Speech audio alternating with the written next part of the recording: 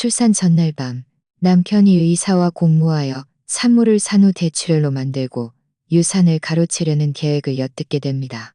저는 그들의 대화를 몰래 녹음했고 그 결과는 정말 통쾌했습니다. 임신 39주째 되던 날 저는 잦은 진통으로 병원에 입원하게 되었습니다.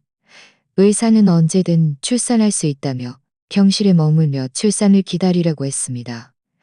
밤 10시가 넘어서 남편 민주는 저와 잠시 이야기를 나누다가 회사에 처리할 일이 있다며 먼저 자라고 했습니다. 일이 끝나면 돌아오겠다고요. 그때만 해도 저는 힘들어하는 남편이 안쓰러워 조심히 오라고 당부했었죠. 하지만 그게 제가 그에게 다정하게 대한 마지막 순간이 될 줄은 꿈에도 몰랐습니다. 새벽 1시쯤 목이 말라 잠에서 깼습니다. 병실의 온수통은 비어 있었고 이 시간엔 간호사 스테이션에도 아무도 없을 것 같았습니다. 복도 끝 탕비실에 뜨거운 물이 있을 거라 생각하고 천천히 몸을 일으켜 배를 움켜쥐고 문 쪽으로 몸을 옮겼습니다. 배가 너무 불러 한 걸음 떼는 것도 숨이 찼습니다. 겨우 경실문 앞까지 다다랐을 때 밖에서 민준의 목소리가 들려왔습니다. 회사에 일이 있다고 하십니다. 문을 열기도 전에 낯선 남자의 목소리가 또 들렸습니다. 낮에 저를 진찰했던 김 원장님 같았습니다. 저는 무의식적으로 발걸음을 멈추고 문을 열지 못했습니다. 민준이 말했습니다. 김 원장님, 이 일 잘 부탁드립니다. 성공만 하면 절대 후회하지 않게 해드리죠. 김 원장님의 목소리는 매우 낮았고 약간의 망설임이 섞여 있었습니다. 민준 씨, 이건 작은 일이 아닙니다. 산후 대출혈은 위험이 커요. 만약 들키기라도 하면 제 의사 면허는 물론이고 감옥까지 갈 수도 있어요. 위험이 크면 돈도 많이 벌 수 있죠. 민준의 목소리에는 제가 한 번도 들어본 적 없는 초조함이 묻어 있었습니다. 생각해보세요. 3억 원이면 고양이 집 한 채에 사고도 남고 아들 유학 자금까지 마련할 수 있습니다. 이런 좋은 기회 어디 가서 찾겠어요. 3억 원이라니. 제 심장이 쿵 하고 떨어졌습니다. 민준이 어디서 그 많은 돈을 구했을까요? 결혼 2년 동안 그의 월급은 많지 않았고 평소에는 저에게 비싼 인부복 하나 사주는 것도 아까워했습니다. 그런데 갑자기 3억 원을 김 원장에게 준다고요? 저는 숨을 죽이고 계속 귀를 기울였습니다. 김 원장님은 잠시 침묵하더니 말했습니다. 하지만 아무리 그래도 산모인데 곧 출산할 사람인데 만약 정말 사고라도 나면. 무슨 사고입니까? 민준이 그의 말을 끊었습니다. 목소리는 차갑게 변해 있었습니다. 그냥 정상적인 출산 후 합병증이죠. 당신은 의사니까 산후 대출혈이라고 하면 누가 의심하겠어요. 그때 그녀가 버티지 못하면 그 부모가 남긴 유산 전부가 제 것이 되는 겁니다. 유산이라니. 제 부모님은 작년에 교통사고로 돌아가셨고 두 채의 아파트와 예금을 합쳐 약 1억 원 정도를 남기셨습니다. 당시 저는 슬픔에 잠겨 있었고 민주는 제가 아이를 낳으면 제 명의로 돌려주겠다고 하면서 유산 관리를 자처했습니다. 그때만 해도 그가 참 자상하다고 생각했는데 지금 이 말을 들으니 그는 이미 오래전부터 제 부모님의 유산을 노리고 있었던 것입니다. 문틀을 붙잡은 제 손이 떨리기 시작했습니다. 뱃속의 아기도 제 긴장을 느꼈는지 살짝 발길질을 했습니다. 저는 억지로 눈물을 참고 계속 들었습니다. 김 원장님이 다시 말했습니다. 하지만 만약 그녀가 살아남으면요? 그때 우리 둘 다 끝장나는 겁니다. 살아남아? 민주는 비웃었습니다. 아기를 낳은 지 얼마 안 돼서 몸이 아주 약해요. 설령 버텨낸다 해도 저와 싸울 힘도 없을 겁니다. 그때 제가 산후 우울증 때문에 헛소리를 한다고 하면 누가 믿겠어요? 게다가 당신이라는 의사가 있으니 그때 적당히 약 처방해서 푹 쉬게 하면 뭘 할 수 있겠습니까? 이 말을 듣는 순간 저는 더 이상 참을 수 없었습니다. 눈물이 뺨을 타고 흘러내렸습니다. 제가 진심으로 대했던 남편이 제 부모님의 유산을 위해 제 목숨을 노리다니 꿈에도 생각지 못했습니다. 그리고 김 원장님은 의사로서 사람을 살려야 할 의무가 있는데 돈 때문에 민중과 공모하여 저를 해치려 하다니요. 그들이 저를 발견할까봐 서둘러 한 걸음 뒤로 물러서다가 실수로 뒤에 있던 의자를 건드려 쿵 하는 소리가 났습니다. 밖의 대화 소리가 갑자기 멈췄습니다. 저는 서둘러 문 뒤에 숨었고 심장이 쿵쾅거렸습니다. 잠시 후 민준의 목소리가 들려왔습니다. 누구 있어? 저는 감히 대답할 수 없었고 주먹을 꽉 쥐었습니다. 머릿속이 혼란스러웠습니다. 어떻게 해야 할까요? 당장 나가서 그들과 대치할까요? 저는 지금 임신 중이라 그들의 상대가 될 수 없었습니다. 못 들은 척할 수도 없었습니다. 이미 그들의 음모를 알게 된 이상 그들은 저를 그냥 두지 않을 것이 분명했습니다. 그때 김 원장님이 말했습니다. 바람 소리인가 보죠. 우리 빨리 가요. 누가 몰라. 민준이 응하고 대답했고 이내 발소리가 점점 멀어졌습니다. 저는 문에 기대어 천천히 주저앉았습니다. 눈물이 멈추지 않았습니다. 뱃속의 아기가 다시 저를 한번 걷어찼습니다. 마치 저를 위로하는 것 같았습니다. 저는 배를 쓰다듬으며 마음속으로 맹세했습니다. 아가야, 두려워 마. 엄마가 꼭 너를 지킬 거야. 절대 그들이 우리를 해치지 못하게 할 거야. 발소리가 복도 끝끝으로 사라진 후에도 저는 문 뒤에 기대어 떨고 있었습니다. 손바닥은 식은땀으로 축축했습니다. 방금 민준과 김 원장님의 말은 칼날처럼 제 심장을 찔렀고 한마디 한마디가 저를 온몸으로 떨게 만들었습니다. 저는 천천히 벽을 짚고 일어서 창가로 다가가 칠흑 같은 밤하늘을 바라보았습니다. 머릿속에는 온통 그들의 대화뿐이었습니다. 민준이 그 부모가 남긴 유산 전부가 제 것이 되는 겁니다. 라고 말했습니다. 결국 부모님이 돌아가신 그날부터 그는 딴 마음을 품고 있었던 것입니다. 제가 너무 슬픔에 잠겨 유산명의 이전 문제도 신경 쓸 겨를이 없었을 때, 그가 자진해서 관리를 돕겠다고 나섰을 때만 해도 그가 저를 안쓰럽게 여긴다고 생각했습니다. 하지만 이제 보니 그는 일찌감치 그 돈을 노리고 있었던 것입니다. 그리고 김 원장님. 낮에 그를 만났을 때 그는 저에게 안심하고 출산해도 안전하다고 온화하게 말했습니다. 그런데 밤에는 민중과 공모하여 저를 산후 대출혈로 만들려 하다니요.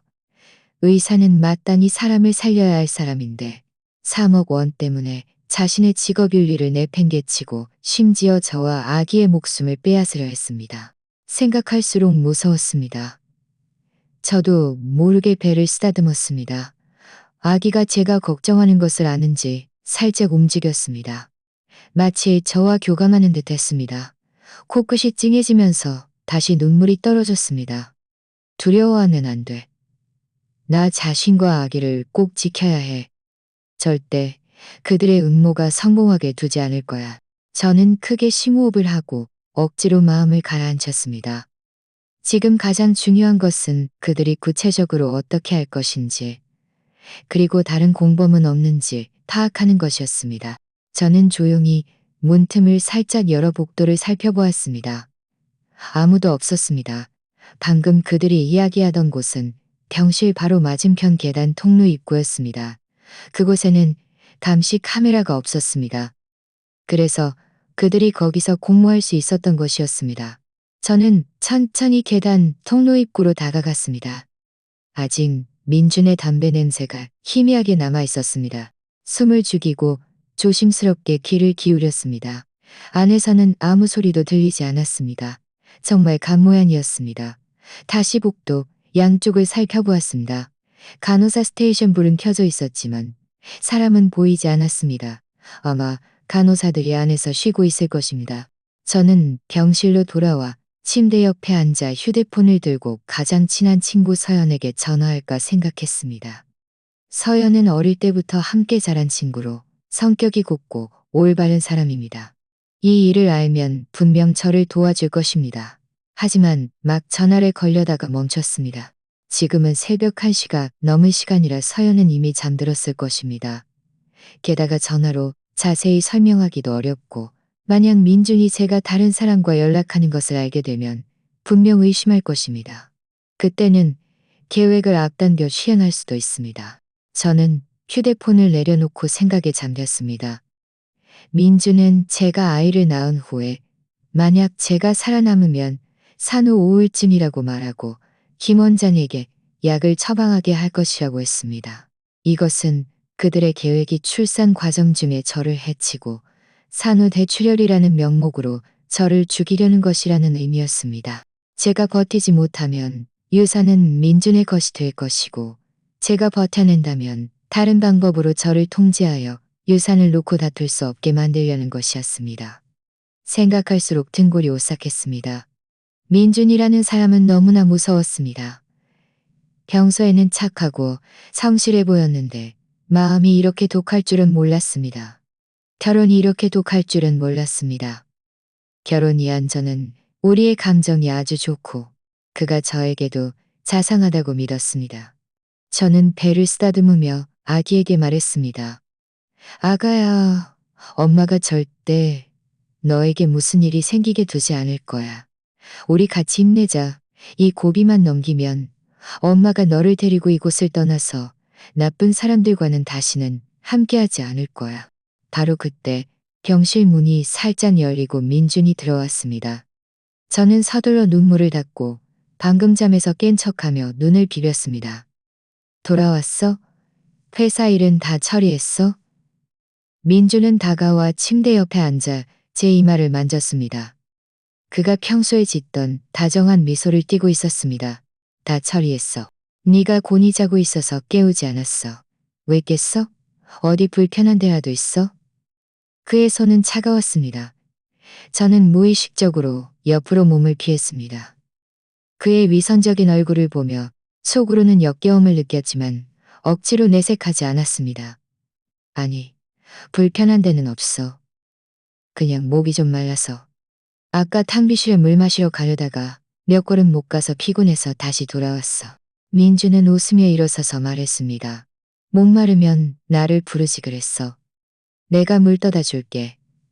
그렇게 말하며 그는 탁자 위에 온수통을 들고 경실을 나섰습니다. 그의 뒷모습을 보며 저는 휴대폰을 꽉 쥐었습니다. 방금 그와 김 원장님의 대화를 녹음하지 못했습니다. 만약 그들이 다시 공모하는 증거를 녹음할 수 있다면 좋을 텐데 제 머릿속에 한 가지 생각이 떠올랐습니다. 잠시 후 그가 돌아오면 어떻게든 말을 걸어 그에게서 정보를 얻어내거나 다시 그들의 대화를 엿들어 증거를 녹음해야 했습니다. 그래야 저와 아기를 지킬 수 있을 테니까요. 민준이 온수통을 들고 나간 후 저는 즉시 침대에서 일어났습니다. 밖에 사람들을 놀라게 할까봐 최대한 조용히 움직였습니다. 서둘러 휴대폰의 녹음 앱을 켜고 소리를 가장 작게 조절한 후 저장 공간을 다시 확인했습니다. 다행히 이전에 휴대폰을 정리해서 녹음할 공간은 충분했습니다. 저는 휴대폰을 잠옷 주머니에 넣고 지퍼를 잠갔습니다. 휴대폰이 떨어지지 않으면서도 소리가 선명하게 녹음되도록 하기 위함이었어도 소리가 선명하게 녹음되도록 하기 위함이었습니다. 저는 무엇을 꼬물거리는지 동작이 녹음되도록 하기 위함이었습니다. 이 모든 것을 문 앞에 서서 문을 살짝 열었습니다. 눈은 복도 끝 탕비실을 문 앞에 서서 문을 살짝 열었습니다. 그가 의심할까봐 걱정되면서도 그와 김 원장님이 다시 만나지 않을까봐 증거를 녹음할 기회를 놓칠까봐 초조했습니다. 약 3분 후 민준이 온수통을 들고 돌아왔습니다. 그는 병실로 들어와 물통을 탁자에 놓고 웃으며 말했습니다. 물 가져왔어. 좀 뜨거우니까 식혀서 마셔. 저는 고개를 끄덕이며 매우 지친 척 침대 머리에 기대어 말했습니다. 아까 당신 기다리다가 다시 좀 졸렸어. 나랑 좀 이야기해 줄래? 안 그러면 이따가 또 불안해서 잠 못 잘 것 같아. 저는 그를 붙잡아두고 그가 다시 김 원장과 연락하는지 지켜보기 위해 일부러 이렇게 말했습니다. 민주는 침대 옆에 앉아 제 손을 잡고 띄엄띄엄 이야기를 시작했습니다. 아기가 태어나면 어떻게 돌볼지, 나중에 아기를 어느 어린이집에 보낼지, 간은 매우 진지하게 말했고, 심지어 그의 눈에는 기대감마저 비쳤습니다. 예전 같으면 그의 말에 감동이 슬케지만 지금은 그저 역겨울 뿐이었습니다. 그가 하는 이 모든 말은 제가 죽은 후 그가 제 부모님의 유산을 가지곤 약 10분 정도 이야기를 나누는 동안 민준의 휴대폰이 갑자기 한번 울렸습니다. 그는 휴대폰 화면을 흘끗 보더니 눈빛이 흔들렸고 저에게 웃으며 말했습니다. 화장실 좀 다녀올게. 금방 돌아올 거야. 제 심장이 쿵 하고 뛰었습니다. 김 원장님이 그에게 메시지를 보낸 것이 분명했습니다. 저는 아무렇지도 않은 척 말했습니다. 응, 다녀와. 복도 바닥이 미끄러우니 조심하고. 저는 서둘러 침대에서 내려와 배를 움켜쥐고 천천히 그의 뒤를 따랐습니다. 그는 화장실로 가지 않고 계단 통로 쪽으로 걸어갔습니다. 저는 복도 구석 기둥 뒤에 숨어 휴대폰을 꺼내 녹음 앱이 실행 중인지 확인한 후 숨을 죽이고 조심스럽게 귀를 기울였습니다.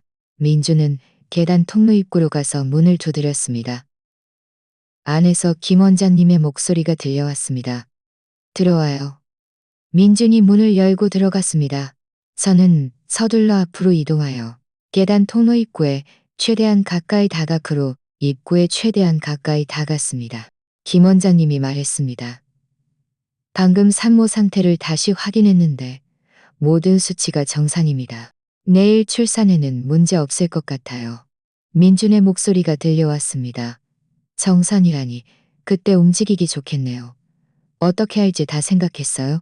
실수라도 생기면 안 됩니다. 김 원장님은 잠시 침묵하더니 말했습니다. 생각해 두었습니다. 생각해 두었습니다. 내일 출산할 때 제가 일부러 지혈 속도를 늦출 겁니다. 출혈량이 일정 수준에 달하면 그때 가서야 응급처치를 하는 척 할 겁니다. 그때는 가족들이 와도 그때 가서야 응급처치를 하는 척 할 겁니다. 만약 버텨낸다면 제가 진정제 성분이 있는 약을 처방해서 계속 혼미한 상태로 만들어서 민준 씨가 유산을 놓고 다툴 수 없게 할 겁니다. 좋아요. 그렇게 하세요. 민준의 목소리에는 흥분이 섞여 있었습니다. 성공하면 바로 3억 원을 당신 계좌로 이체해 줄게요. 걱정 마세요. 약속 지켜야 할 겁니다. 김 원장님의 목소리에는 약간의 걱정이 묻어 있었습니다. 만약 이 일이 들키면 우리 둘 다 끝장나는 겁니다. 걱정 마세요. 들키지 않을 겁니다. 민준이 말했습니다. 그녀는 이 도시에 친척도 없고 친구는 딱 한 명뿐입니다. 그때 제가 산후 우울증이라고 하면 누가 그녀의 말을 믿겠어요? 게다가 당신이라는 의사가 증언해 주는데 누가 우리가 꾸민 짓이라고 의심하겠습니까? 이 말을 듣는 순간 저는 온몸이 떨렸습니다. 손에 든 휴대폰을 떨어뜨릴 뻔했습니다. 그들이 이렇게까지 철저하게 계획하고 범행을 숨길 방법까지 다 생각해 두었다니. 저는 당장이라도 달려들어가 그들과 대치하고 싶은 충동을 억누르고 계속 들었습니다. 민준이 다시 말했습니다. 아, 그리고 내일 출산할 때 간호사들이 최대한 자리에 없게 해주세요. 혹시 간호사들이 나서서 뭔가 발견하면 곤란해지니까요. 김 원장님이 말했습니다. 알겠습니다. 내일 제가 핑계를 대서 간호사들을 내보낼 테니 걱정 마세요. 좋아요. 그럼 저 먼저 돌아갈게요. 그녀가 의심하면 안 되니까. 민준이 말했고 이내 발소리가 문 쪽으로 다가오는 것이 들렸습니다. 저는 서둘러 뒤로 물러나 복도 구석 기둥 뒤에 다시 숨었습니다. 민준이 계단 통로에서 나와 사방을 둘러보더니 저를 발견하지 못하고 병실 쪽으로 걸어갔습니다. 그가 멀어진 후에야 저는 기둥 뒤에서 나와 녹음 앱을 껐습니다. 휴대폰 속 녹음 파일을 보며 눈물이 멈추지 않았습니다. 이것이 바로 그들이 저를 해치려 한 증거였습니다. 저는 녹음 파일을 3번 백업했습니다.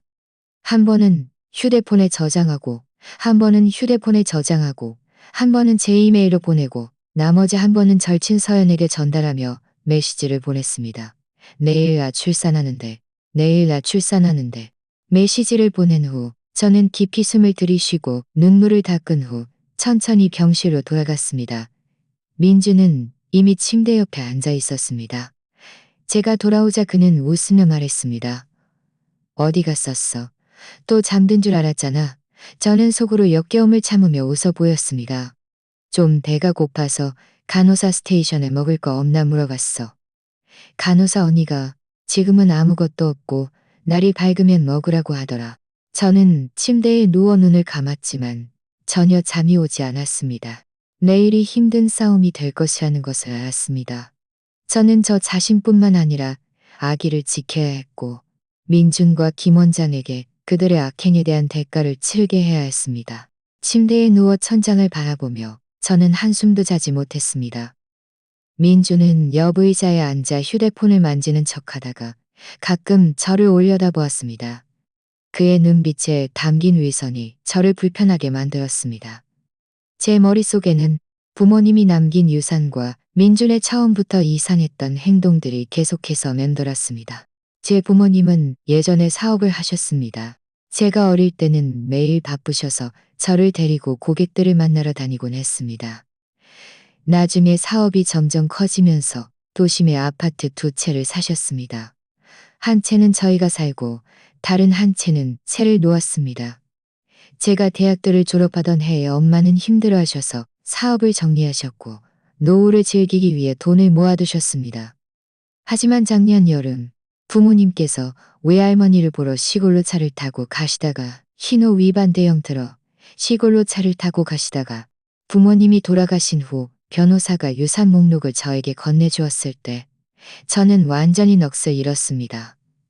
아파트 2채와 은행 예금을 합쳐 약 1억 원 정도였습니다.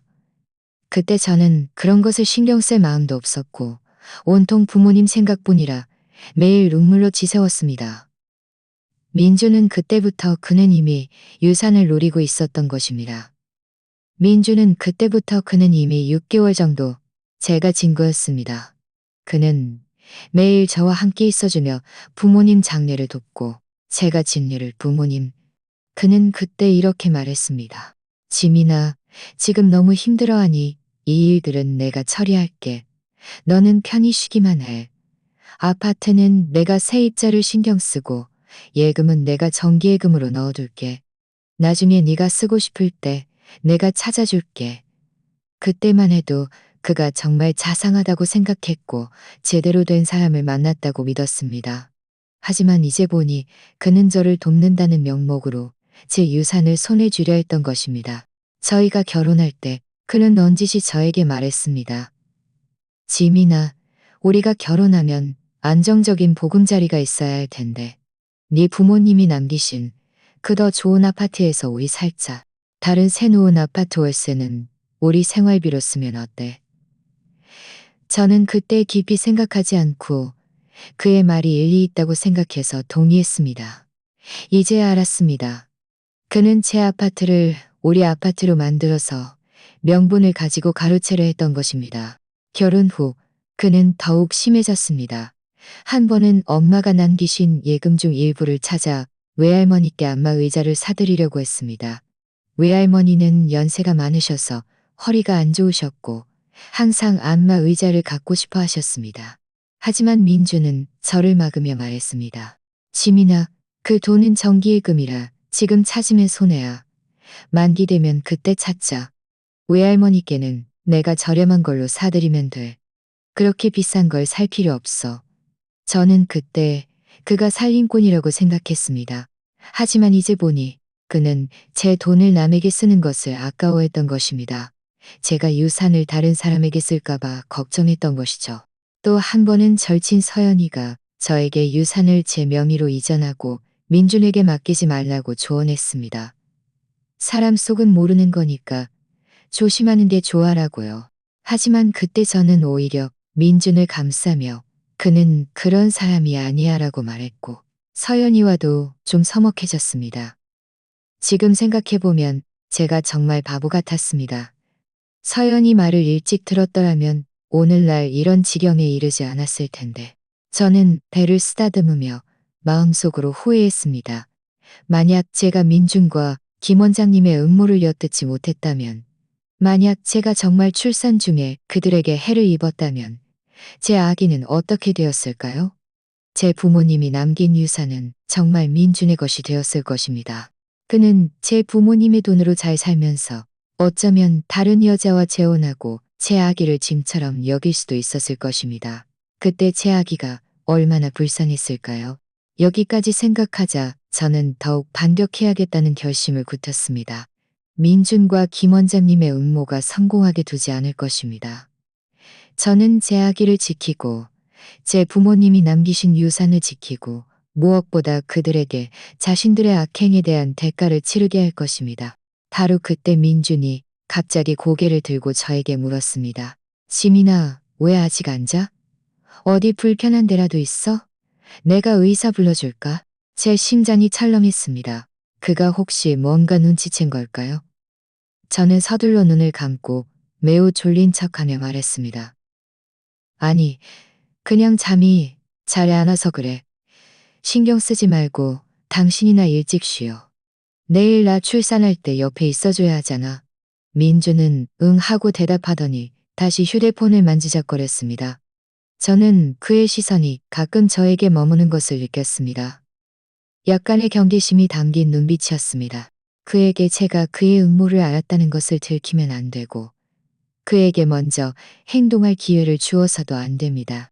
날이 막 밝아올 무렵 저는 강렬한 진통에 잠에서 깨어났습니다. 민주는 제 움직임을 듣고 서둘러 의자에서 일어나 초조한 얼굴로 물었습니다. 지민아, 아기 나올 것 같아? 내가 의사 불러올게. 저는 그의 손을 잡고 고통을 참으며 말했습니다. 아직 의사 부르지 마. 나 먼저 화장실 가고 싶어. 가는 길에 간호사 언니 불러서 나 좀 봐달라고 할게. 저는 김 원장님이 바로 오는 것을 막고 먼저 간호사를 만나기 위해 일부러 이렇게 말했습니다. 김 원장님이 오자마자 계획대로 행동할까봐 두려웠기 때문입니다. 민주는 잠시 멍하니 있다가 고개를 끄덕였습니다. 알았어. 내가 같이 가줄게. 저는 그의 팔을 붙잡고 천천히 화장실 입구까지 걸어갔습니다. 막 들어가려는데 당직 간호사 이수 간호사님이 간호사 스테이션에서 나오는 것이 보였습니다. 이수 간호사님은 40대쯤 되어 보였고 인상이 매우 온화했습니다. 어제도 저희 수액을 갈아주셨습니다. 저는 서둘러 이수 간호사님께 말했습니다. 오늘 출산은 순조로울 것 같네요. 저는 매우 기쁜 척하며 말했습니다. 고맙습니다. 김 원장님. 원장님 계시니 안심이 돼요. 속으로는 비웃음을 흘렸습니다. 이따가 그가 어떻게 연기할지 두고 보자. 김 원장님은 다시 저를 진찰하더니 상황이 아주 좋으니 잠시 후 진통이 더 잦아지면 분만실로 가자고 했습니다. 그렇게 말하며 그는 민준을 흘끗 보았고 두 사람은 눈빛을 교환했습니다. 저는 못 본 척하고 계속 아침밥을 먹었습니다. 아침밥을 다 먹고 나자 진통이 점점 더 잦아지고 심해져 온몸에 땀이 흘렀습니다. 분만실에 들어가기 전 민주는 제 손을 잡고 말했습니다. 지민아 힘내. 내가 밖에서 너와 아기가 나오기를 기다릴게. 저는 고개를 끄덕이고 아무 말도 하지 않았습니다. 속으로는 이따가 너는 너와 김 원장님의 음모가 성공하지 못할 것이라는 것을 알게 될 거야 라고 생각했습니다.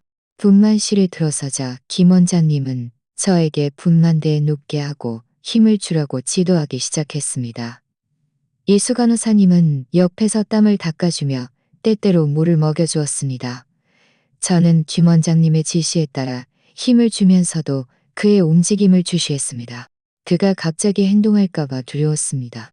약 30분 후 아기 머리가 거의 다 나왔다고 느꼈을 때 김 원장님이 갑자기 말했습니다. 산모가 지금 산소 부족 상태입니다. 두 분 간호사님은 나가서 산소 좀 가져오세요. 제 심장이 쿵 하고 뛰었습니다. 그는 간호사들을 따돌리려는 것이었습니다. 이수 간호사님도 뭔가 이상함을 감지했습니다. 그녀는 잠시 멍하니 있다가 약간 불쾌했습니다. 그녀는 김 원장님, 병실에 산소가 있어요. 제가 다른 간호사 보고 가져오라고 할게요.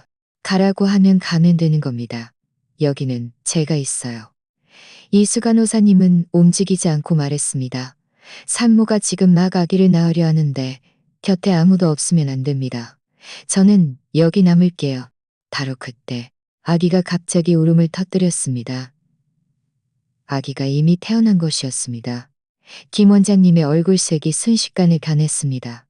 그는 서둘러 가위를 들고 탯줄을 자른 후 아기를 역 간호사에게 주며 말했습니다. 아기를 가족에게 보여주세요. 제 마음이 놓였습니다. 아기가 무사히 태어났습니다. 하지만 저는 진짜 위험이 아직 남아있다는 것을 알았습니다. 산후 대출혈. 저는 김 원장님이 다음에 무엇을 할지 주시했습니다. 아기가 간호사에게 안겨나간 후 저는 분만대에 누워 눈을 김 원장님의 손에 고정했습니다. 그와 민준의 응모대로라면 지금쯤 저에게 행동을 개시해야 했습니다. 일부러 지혈 속도를 늦춰 출혈량이 많아지게 하여 산후 대출혈인 척해야 할 때였습니다. 과연 김 원장님은 집게를 들고 꾸물거렸습니다. 지혈솜은 바로 역 쟁반에 있었는데도 그는 못 본 척하며 오히려 몸을 돌려 기구 쟁반을 정리했습니다. 저는 아랫부분에서 출혈량이 서서히 늘어나는 것을 느꼈습니다. 아직은 정상 범위였지만 막 출산했을 때보다 확실히 빨라졌습니다. 이수 간호사님이 가장 먼저 이상함을 감지했습니다. 그녀는 다가와 김 원장님께 말했습니다. 김 원장님, 빨리 지혈솜 쓰세요. 산모 출혈량이 좀 늘었어요. 김 원장님은 손을 멈추고 뒤돌아섰습니다. 그의 얼굴에는 억지로 침착한 표정이었습니다. 뭘 서두릅니까? 출산 후에 약간의 출혈은 정상입니다. 먼저 관찰해 보세요. 함부로 약솜 쓰다가 상처 회복을 방해하면 어쩌려고요. 관찰이라니요? 간호사 주제에 뭘 안다고 그래요? 내가 의사입니까? 당신이 의사입니까? 관찰하라고 하면 관찰하는 겁니다. 이수 간호사님도 물러서지 않고 목소리를 높였습니다. 제가 의사는 아니지만 산부인과에서 20년 일했습니다. 산후지혈 과정은 제가 누구보다 잘합니다. 오늘 원장님 시술은 전혀 규범에 맞지 않습니다. 만약 산모에게 정말 사고라도 나면 누가 책임질 겁니까? 바로 그때 분만실 입구에서 발소리가 들려왔습니다. 수간호 과장님이 기록지를 들고 들어오다가 아내 대치 상황을 보고 의아하게 물었습니다. 무슨 일이에요? 아기는 다 나았다는데 왜 아직 지혈 처리가 안 된 거죠? 이수 간호사님은 서둘러 다가가 목소리를 낮춰 방금 김 원장님이 일부러 지혈을 늦추고 제 아랫부분의 출혈량을 지적하며 수간호 과장님께 말했습니다. 수간호 과장님의 얼굴색이 순식간에 변했습니다. 그녀는 빠른 걸음으로 침대 옆으로 다가가 쟁반에 있던 지혈솜을 들고 김 원장님께 말했습니다. 김 원장님은 당황했습니다. 손이 떨리기 시작했습니다. 그는 수간호 과장님의 손에 든 지혈솜을 빼앗으려 했습니다. 수간호 과장님, 뭘 그렇게 서두르세요? 제가 보기엔 산모 상태 괜찮아요. 좀 더 기다려봐요. 수간호 과장님은 그의 손을 뿌리치며 엄한 목소리로 말했습니다. 김 원장님, 오늘 대체 무슨 일은? 그의 손을 뿌리치며 엄한 목소리로 말했습니다. 김 원장님, 오늘 대체 무슨 일이에요? 분만실 들어온 순간부터 계속 이상했어요. 아까는 간호사들 보고 산소 가져오라고 내보내고 지금은 지혈을 안 하고 내보내고 김 원장님은 수간호 과장님의 말에 이마에 식은땀을 흘렸습니다. 그의 눈빛은 흔들렸고 저희를 감히 쳐다보지 못했습니다.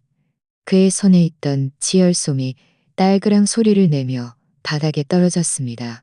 이 순간 옆에서 기구를 돕던 어린 간호사마저도 문제를 눈치채고 이수 간호사님께 작게 속삭였습니다. 이수 간호사님, 김 원장님 오늘 어디 불편하신가요? 왜 이렇게 당황하세요? 수간호 과장님은 더 이상 그와 실랑이 하지 않고 지혈솜과 경자 그리고 바늘을 들고 능숙하게 제 상처를 처리하고 지혈했습니다.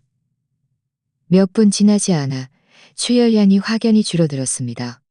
조마조마했던 제 마음도 천천히 가라앉았습니다. 바로 그때 아기를 안고 나갔던 간호사가 뛰어들어와 초조하게 말했습니다. 수간호 과장님, 밖에 계신 산모 가족이 이상해요. 제가 아기를 보여주자마자 아기가 예쁘냐고 묻는 게 아니라 산모 출혈이 많은지 안 많은지부터 묻더라고요. 계속 분만실 안을 훔쳐보는데 눈빛이 좀 이상했어요. 뭐라고요? 수간호 과장님은 하던 일을 멈추고 김 원장님을 돌아보았습니다. 산모 가족이 출혈이 많은지 안 많은지 물었다고요? 김 원장님, 이 일에 대해 어떻게 생각하세요? 김 원장님의 얼굴은 순식간에 새하얗게 변했습니다. 그는 한 걸음 뒤로 물러서서 거듭거리며 말했습니다. 제가 어떻게 알겠어요? 아마 가족이 산모를 걱정해서 물어본 거겠죠. 걱정이라니요? 이수간 호사님은 비웃었습니다.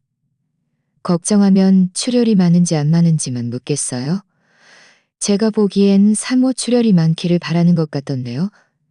김 원장님, 당신 그 가족하고 예전부터 아는 사이 아니었나요? 방금 치료를 안 하고 질질 끈 것도 혹시 그 남자랑 짜고 친 거 아닌가요? 이수간 호사님의 질문에 김 원장님은 완전히 당황했습니다.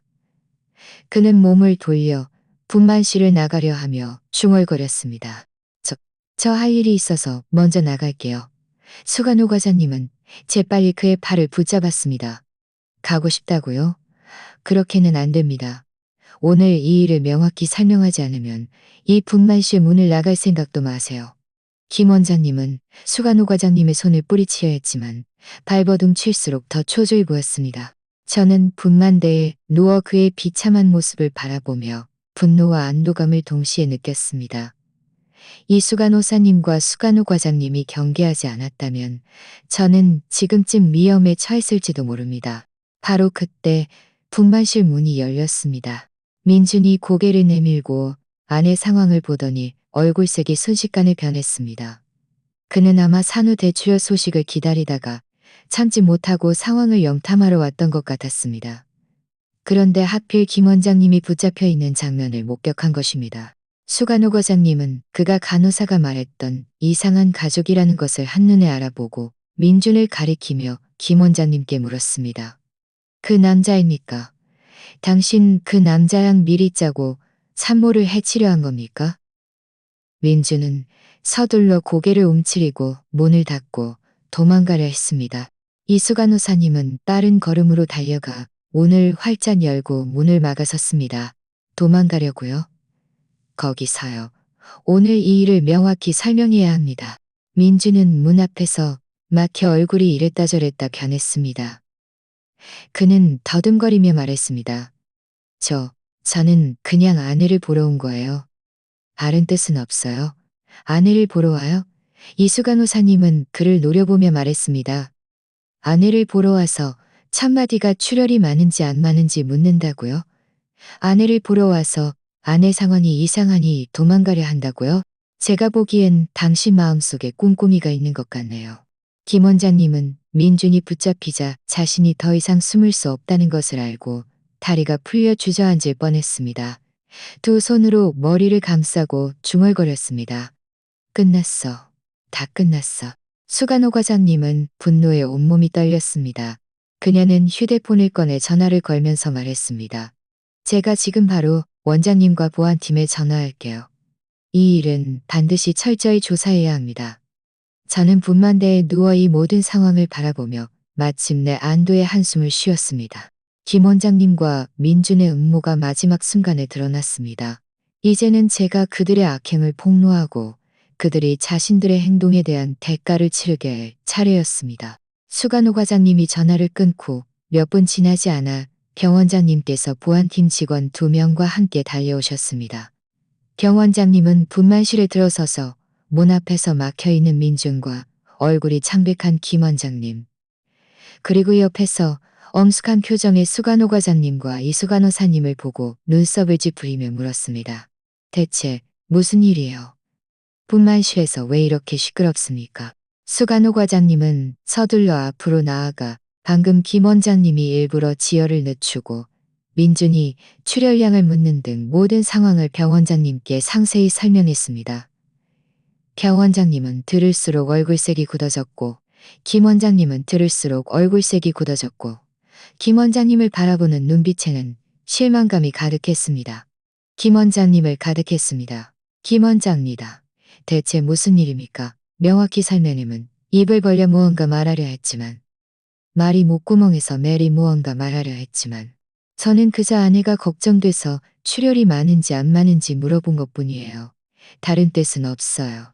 다른 뜻이 없다고요? 저는 침대에 누워 마침내 참지 못하고 입을 열었습니다. 목소리는 약했지만 한마디 한마디가 또렷했습니다. 민준 씨, 당신이 출혈이 많은지 물은 게 출혈이 나기를 바랐던 게 아니라고 감히 말할 수 있나요? 당신이 김 원장님과 공모해서 제 목숨을 해치고 제 부모님이 남긴 유산을 가로채려 한 것이 아니라고 감히 말할 수 있나요? 민주는 제 질문에 몸을 움찔하더니 눈빛이 흔들리며 말했습니다. 지민아, 무슨 헛소리를 하는 거야? 내가 어떻게 너를 해칠 수 있어? 방금 아기 낳아서 정신이 없는 거야? 제 정신은 아주 또렷해요. 저는 주머니에서 휴대폰을 꺼내 들어보이며 말했습니다. 저는 또렷할 뿐만 아니라 증거도 있어요. 어제 새벽 1시쯤 제가 병실문 앞에서 당신과 김 원장님이 계단 통로에서 공모하는 것을 들었어요. 이 말이 나오자 분만실 안의 모든 사람들이 경악했습니다. 경 원장님은 서둘러 말했습니다. 사모님, 그 말씀이 사실입니까? 증거가 있다면 빨리 내놓으세요. 저는 고개를 끄덕이고 휴대폰의 녹음 파일을 재생했습니다. 음량을 최대로 올리자 민준과 김 원장님의 목소리가 분만실에 울려 퍼졌습니다. 성공만 하면 절대 후회하지 않게 해드리죠. 3억 원이면 고향의 집 한 채 사고도 남고 그녀를 산후 대출혈로 만들면 유산이 전부 제 것이 되는 겁니다. 제가 일부러 지혈 속도를 늦출 겁니다. 한마디 한마디가 민준과 김 원장님의 얼굴에 사정없이 따귀를 때리는 것 같았습니다. 민준의 얼굴은 창백해졌다가 붉어졌고 다시 붉어졌다가 잿빛으로 변했습니다. 그는 달려와 제 휴대폰을 빼앗으려 했습니다. 지민아, 그만해. 이 녹음은 가짜야. 이 녹음은 가짜야. 네가 위조한 거라고. 보안팀 직원 2명이 서둘러 그를 막고 벽에 밀어붙였습니다. 민주는 발버둥치며 소리쳤습니다. 놔. 김 원장님은 녹음 소리를 듣고 다리가 풀려 그대로 주저앉았습니다. 두 손으로 머리를 감싸고 중얼거렸습니다. 끝났어. 완전히 끝났어. 경 원장님은 분노에 온몸이 떨렸습니다. 그는 김 원장님을 가리키며 말했습니다. 김건국, 당신 정말 나를 실망시키는군요. 의사로서 생명을 살려야 할 의무가 있는데 돈 때문에 가족과 공모하여 사람 목숨을 해치려 하다니 당신 같은 사람은 의사 자격도 없습니다. 이수 간호사님과 옆에 어린 간호사도 모두 경악했습니다. 이수 간호사님은 제 옆으로 다가와 안쓰러운 듯 말했습니다. 얼마나 힘들었니? 이런 끔찍한 일을 겪었을 줄은 꿈에도 몰랐어. 저는 벽에 밀쳐진 민준을 바라보며 조금도 미련이 없었고 오직 분노와 안도감만 느꼈습니다. 분노한 것은 그가 유산을 위해 저와 갓 태어난 아기에게 이런 독한 짓을 저지르려 했다는 것이고 안도한 것은 제가 제때 그대의 음모를 엿듣고 녹음했다는 것이었습니다. 그러지 않았다면 지금쯤 저는 이 세상 사람이 아니었을지도 모릅니다. 민주는 여전히 발버둥치며 소리쳤습니다. 지민아, 내가 잘못했어. 내가 김 원장과 공모해서는 안 됐는데 내가 한순간 바보 같았어. 아기를 봐서라도 이건 한 번만 용서해주면 안 될까? 내가 앞으로는 너와 아기에게 정말 잘할게. 다시는 바보 같은 짓 안 할게. 아기를 봐서라도요. 저는 비웃었습니다. 당신이 김 원장과 공모해서 나를 해치려 할 때는 왜 아기를 봐서라도 그런 생각을 안 했어요? 내가 산후 대출혈이 나기를 바랄 때는 왜가 태어난 아기가 엄마 없이 얼마나 불쌍할지 생각 안 했어요? 민준 씨, 이제 와서 이런 말 해봤자 너무 늦었어요. 나는 당신을 용서하지 않을 거예요. 당신과 김 원장님 모두 자신들의 행동에 대한 대가를 치러야 할 겁니다. 병 원장님은 휴대폰을 꺼내 보안팀 직원들에게 말했습니다. 이 두 사람을 잘 감시하고 계세요. 제가 지금 바로 경찰에 신고할게요. 이런 고해상의 혐의는 반드시 경찰에서 처리해야 합니다. 곧바로 경찰이 병원에 도착했습니다. 사건 경위를 파악하고 녹음 증거를 들은 후 경찰은 민준과 김 원장님을 체포해 갔습니다. 떠나기 전 민주는 뒤돌아 저를 바라보며 애원하는 눈빛을 보냈지만 저는 그를 한 번도 쳐다보지 않았습니다. 그 같은 사람은 동정할 가치도 없었습니다. 경찰이 떠난 후 병원장님은 제 옆으로 다가와 진심으로 말했습니다. 산모님, 정말 죄송합니다. 저희 병원의 관리 소홀로 인해 저희 병원에서 이런 일을 겪게 하였습니다. 걱정 마세요. 저희는 김건국을 엄중히 처리하고 산모님께 정의를 되찾아 드릴 것입니다. 앞으로의 치료비는 저희 병원에서 전액 부담할 테니 안심하고 몸조리하세요. 저는 고개를 끄덕이고 고맙습니다. 라고 말했습니다. 이수간 의사님이 제 이불을 덮어주며 말했습니다. 푹 쉬세요. 제가 아기 데려와서 보여드릴게요. 잠시 후 이수간 의사님이 아기를 안고 왔습니다. 아기는 곤히 자고 있었고 통통한 작은 얼굴은 건강해 보였습니다. 저는 손을 뻗어 아기의 작은 뺨을 살짝 쓰다듬었습니다. 눈물이 멈추지 않고 흘러내렸습니다. 이번에는 슬픔의 눈물이 아니라 해방감과 행복의 눈물이었습니다. 저와 아기 모두 무사했고 나쁜 사람들도 마땅한 벌을 받았습니다. 이제 우리는 드디어 잘 살 수 있게 된 것입니다. 병원에서 일주일 동안 몸조리를 마치고 몸이 어느 정도 회복되자 아기를 데리고 퇴원했습니다. 절친 서연이가 저희를 데리러 왔습니다. 그녀는 제 짐을 차에 싣고 웃으며 말했습니다. 이제 다 됐네. 너랑 아기 모두 무사하고 그 나쁜 사람들도 마땅한 벌을 받았으니 이제 우리 안심하고 잘 살 수 있을 거야. 저는 아기를 안고 조수석에 앉아 창밖의 햇살을 바라보았습니다. 마음속에는 평온함이 가득했습니다. 지난 일주일 동안 경찰이 2번 다녀가 녹음 증거의 세부 사항을 확인했고 민준과 김 원장님이 저를 해치려 공모한 사실을 모두 인정했다고 알려주었습니다.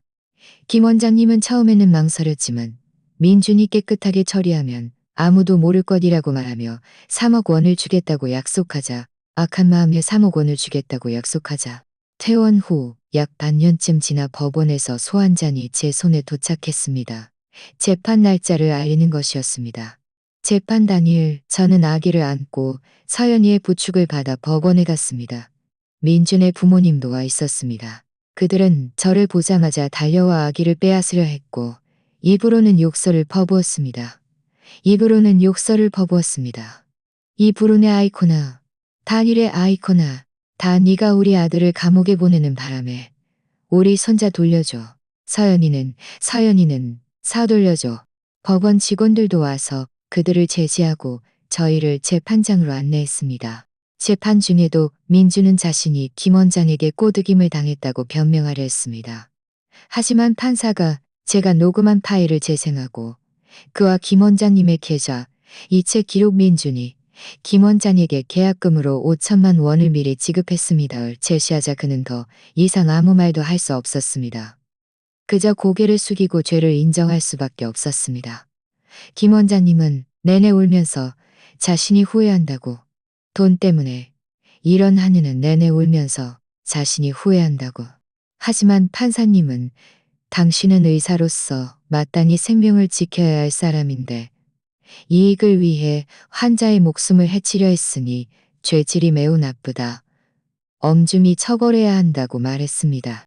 결국 법원은 그 자리에서 민준과 김 원장에게 고해상의 미수죄를 선고했습니다.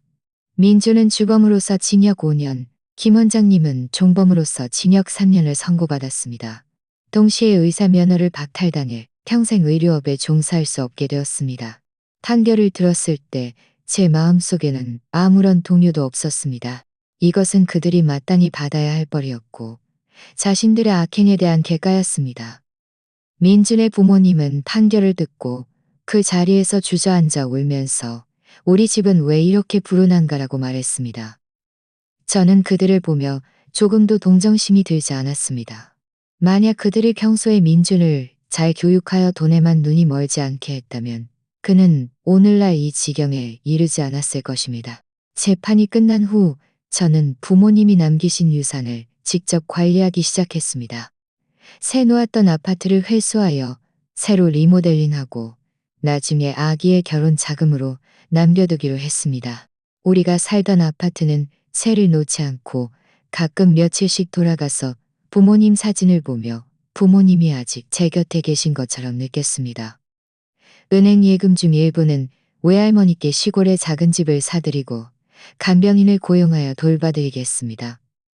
외할머니는 연세가 많으셔서 더 이상 저 때문에 걱정하시게 할 수 없었습니다.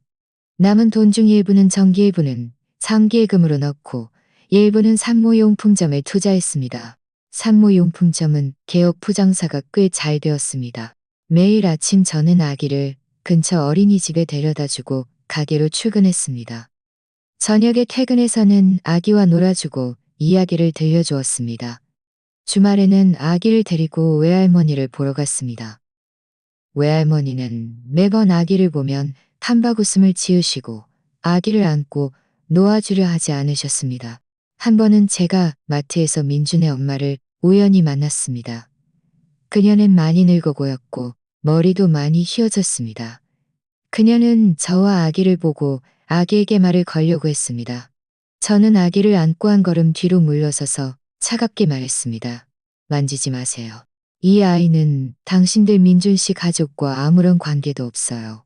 그녀는 잠시 멍하니 있다가 눈에 죄책감을 가득 담고 작게 말했습니다. 지민아, 내가 잘못했어. 예전에 우리가 너에게 잘못했어.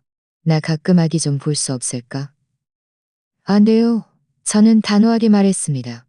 당신들이 예전에 나에게 어떻게 했는지, 아기에게 어떻게 했는지, 아기에게 어떻게 하려 했는지, 아기에게 어떻게 하려 했는지, 아기에게 어떻게 하려 했는지. 나는 아기가 당신들과 어떤 신들과예요. 그렇게 말하고 저는 아기를 안고 몸을 돌려 떠났습니다. 다시는 뒤돌아보지 않았습니다. 이제 아기는 3살이 되어 뛰어다니고 말도 잘하며 저에게 달콤하게 엄마라고 부릅니다.